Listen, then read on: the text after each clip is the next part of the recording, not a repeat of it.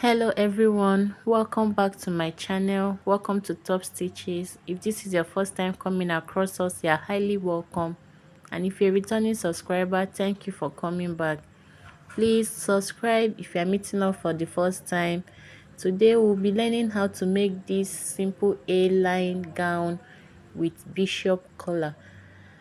Yes, this is what we'll be learning how to make today from start to finish. If this is what you are looking to learn, please stick around and ensure that you watch to the end. I promise it's packed with information.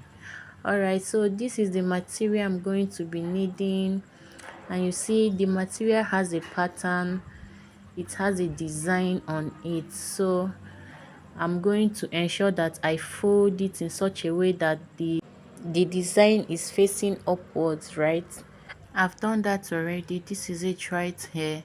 And this fold that I have here, I have my hip measurement, which is the highest circumference measurement I have, divided by 4 plus 2 inches, then my allowance.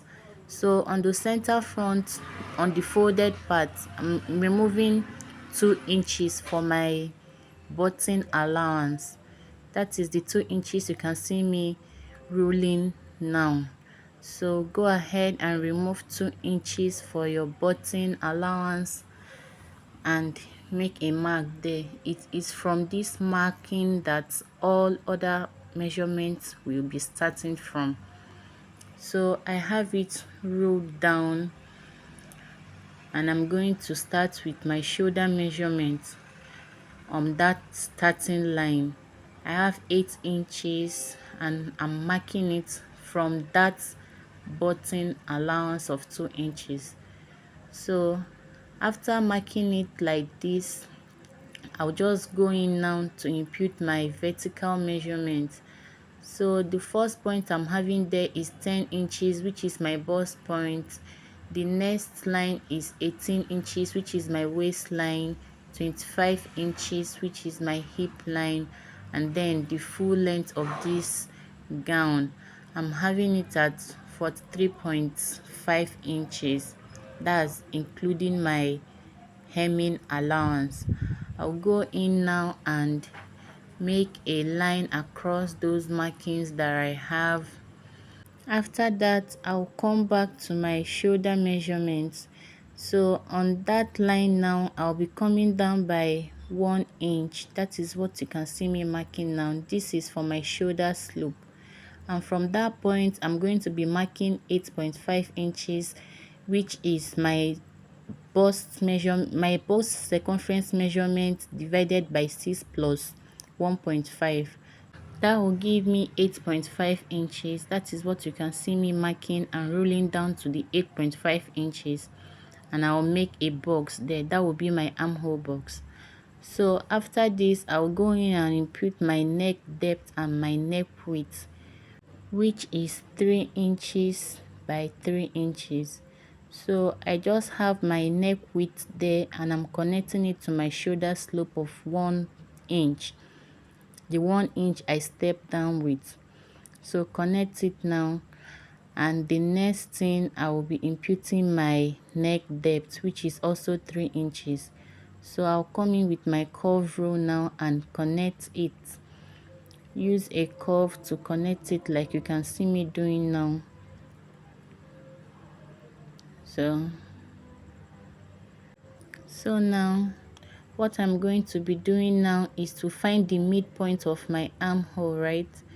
So that is what you can see me doing there now, and the midpoint is 4.25 inches. I put a mark there, and on that marking I'm coming in by 0.5 inches.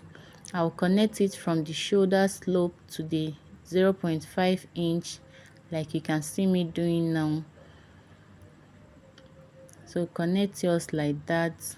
And for the curve, I'm going to be inputting my circumference measurement, my bust circumference measurement divided by 4. That is what I am having on that line now, and I'm going to connect it like you can see me doing to form my armhole curve. So after this now, since there is no dart, so we'll just go in and input our circumference measurement divided by 4. I have that of my waist, and then this is my hip measurement divided by 4, and whatever I have there, I'll take it to my hem and deduct 1 inch. So that is what you can see me marking now, and I'll go in and add 1 inch allowance. I'm adding 1 inch allowance, and I'm going to go in and connect it like you can see me doing now. Now, if you want to add some ease, this is the perfect time to do that. You can add half of an inch, quarter of an inch, 1 inch. I think later I added 0.25 inch to this before cutting it out. So this is it right here. I added 0.25 inch and then my sewing allowance all round. For the hem, I want it curvy. So from downwards, I'm going to come up by 4 inches and place a mark there. Then from my button allowance, I'm going to come in by 5 inch. Then I'll connect with a curve like you can see me doing now. So I'll come in and connect with a curve like this. So I'll come in and cut it out. So I'll cut it out like this so that that part will be curvy, right? This is it after doing that. So I'll come in and slit it open. I'll slit that part open for my button. So the front is going to be having 2, right? So slit it open like you can see me doing now. And after that, I'll fold another material for my back part. So this is it right here. I already have some lines drawn out, just the vertical lines that we all know that from the front part. So this fold has my highest circumference measurement divided by 4 plus my necessary allowance. So from the starting line, I have 10 inches as my bust line, 18 inches my waist, 25 inches my hip line, and then to the hem. And from this, I have 8 inches from the center front for my shoulder measurement. On that line, I step down by 1 inch, and then I have 8.5 inch, just all what we have for the front. So I'm going to find my midpoint now on that shoulder line, and on that armhole line, sorry, I found the midpoint and I came in by 0.25 inch. This is the back block. So 0.25 inch as against the 0.5 inch that we did for the front. On that line, I'll be imputing my bust circumference measurement divided by 4. That is what you can see me, that is what you saw me mark there, and I'm going to connect it like this to form my armhole curve. For the neck width, I still have my 3 inches, and for the depth, I have just 1 inch. So I'll use my curve rule now and connect the 2 points for my back neck curve. So this is it right here, and from that neck width, I'll connect to the 1 inch step down that I have on my armhole line. So after this, now I'll come in and impute my waist measurement divided by 4. That is what you can see me imputing now. Next, I'll go to my hip divided by 4, and then for the hem, I am going to be removing 1 inch from what I have on the hip, and I'll impute it there. So I'm adding my necessary allowance and connecting it. That is what you can see me doing now. Add my necessary allowance, connect them. Then I am adding 0.25 inches for my sewing allowance. I'll come in and cut it out. So cut out like you can see me doing now. So please guys, subscribe if you have not done that. Now is the perfect time to do that. The subscription is free and it helps to support me and encourage me too. So please do that. So after cutting it out, now it's time to work on the hem for the curve that I have for the front, right? So just the same, come up by 4 inch, and then from the center back I'm going to come in by 0.5 inch, and then I'm connecting it like you can see me doing now. So connect it like this and then cut it out. Cut it out like you can see me doing now. Okay, I'll remove my pins, and for the center front where I have my 2 inches, I'm going to iron a hairstay on it. So this is it, just the 2 inches, that's where I have my hairstay, and I went ahead to mark 0.25 inch. That is what you can see me folding. I'll go and fold in the 0.25 inches and take it to the 2 inches and sew. I'll do that for the second part, come back and show us. So this is it right here. This is for my button and my buttonhole. So after this, now I'll bring in the back bodies and place it the right side facing each other, and then I'll go and join it at the shoulder with the allowance I added. So after joining it, this is what I have the front and the back in one piece now. So I'll go ahead and measure around the neckline. So I'm using the tape rule on the part that have the inches, right? So that is where I am using, that's the side I am using to measure. So just follow what I am doing and do same for yours. So I'm going in to measure, and at the end of the day I have 18.25 inches. So I have a gum stay here now.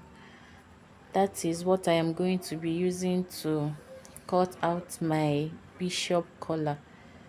So I'm going to divide my round neckline by 2.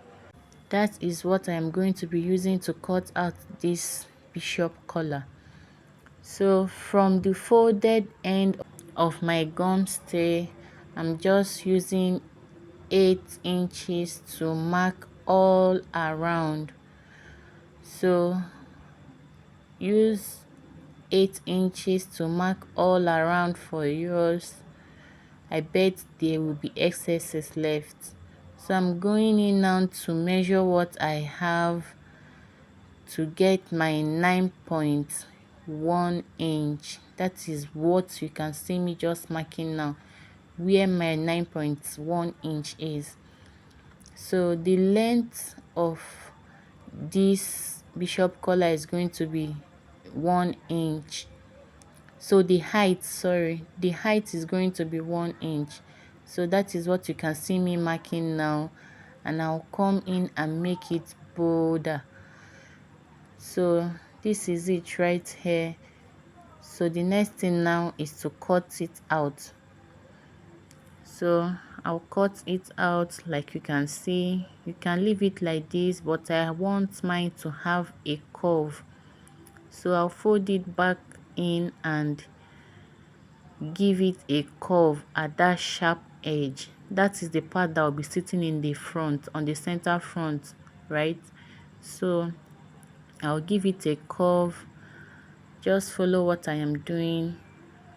So give it a curve like this. just so that it's having a little bit of curve on that side. So do that for yours. And after that, I'm going to go in and iron it on my fabric and add 0.25 inch on both sides. This is it right here, 0.25 inch. So I'll go in now and cut out the lining for it, and I'll be adding hairstay on that one. So this is it right here after cutting and ironing my hairstay on it. The part down is the part that will be sitting on my neckline, right? So I'll go and stitch the up part. See where I am going to start stitching from. I'm going to be leaving out the 0.25 inches I added on the down part. Then I'm going to follow the direction of the curve and sew the up part. This is it right here. I gave it a notch on the curvy part. You know it's curvy, right? And I ironed it down. So see the 0.25 inches that I didn't sew.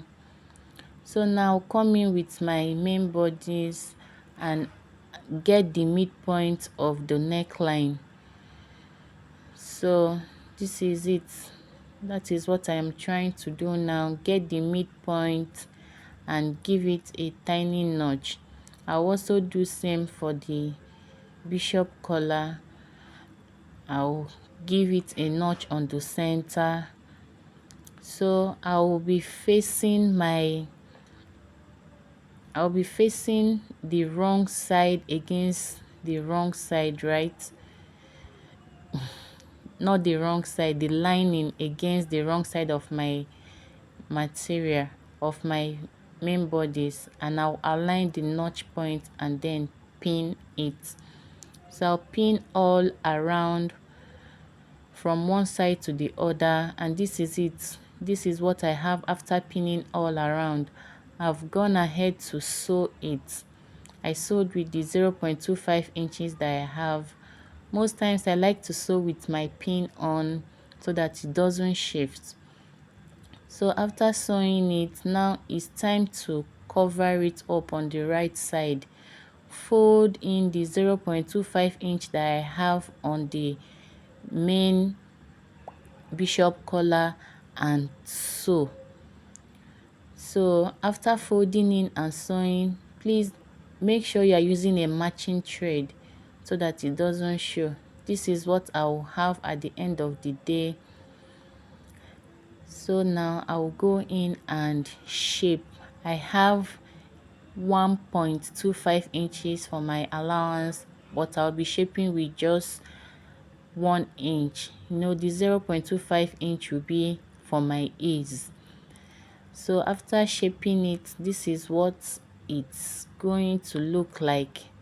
So for the hem, I'll go in now and fold. The hem is curvy, right? So at this point, please take your time and fold it as gentle as possible so that you will still maintain that curve at that hem. So I will go and do that and then fix my sleeve. This is the sleeve right here. I'll fix my sleeve and do my button hole and fix my button. I'll come back and show us what it looks like. Alright, so this is it at the end of the day, the finished look. So if at this point you haven't subscribed, please do that. Like and share my videos. It's a way of encouraging me, right?